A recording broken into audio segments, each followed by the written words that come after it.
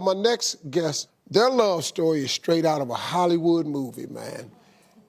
Take a look at this. When Brittany Wright and Tyler Tips struck up a friendship at a work conference in 2017, neither of them could have ever guessed they had both just met their future soulmates. Both in unhappy marriages, they confided in each other about what was going on at home. When I met Brittany, I was just like, hey, my marriage is way worse than your marriage. Way worse than yours is. And she was like, no, mine is way worse. I was like, no. After the conference was done, Tyler was making his way back to his hometown of Oregon when all of a sudden, Brittany received a text message she will never forget. And I got a text message saying, I want a divorce. Shockingly, just hours later, Tyler received similar news that his own marriage was over.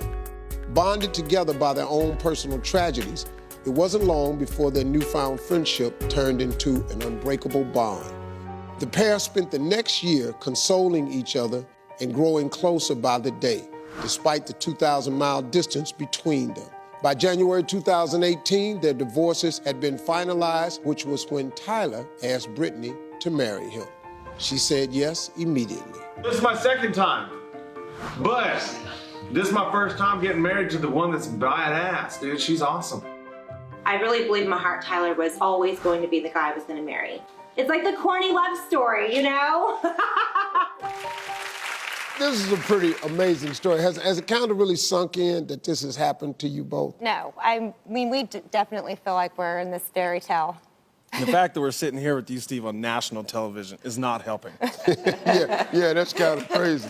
Who got the text first? I got the text message from my, at that time, husband that he wanted a divorce. He texted you and said, I want. Well, there was a lot before that, a lot of badgering. It was unhealthy. And the last text message was, I want a divorce. How long after she got her text did you get your message? I found out via my neighbor.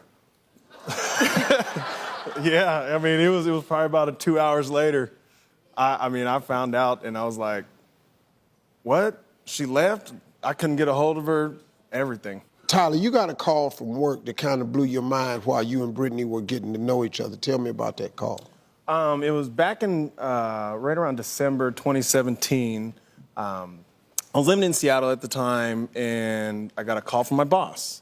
And he says, hey, I know you have a girlfriend down in Dallas. What do you think about moving down there? And I was like, no, I'm fine. I like fishing. I like to be in Washington. I'm okay with that.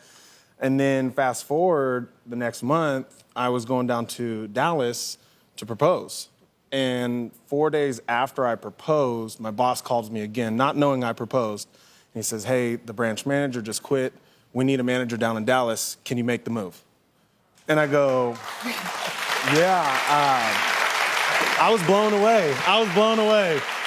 Because, it wasn't something we were talking about doing. We were fine with a long-distance relationship, a long-distance engagement. We were okay with that.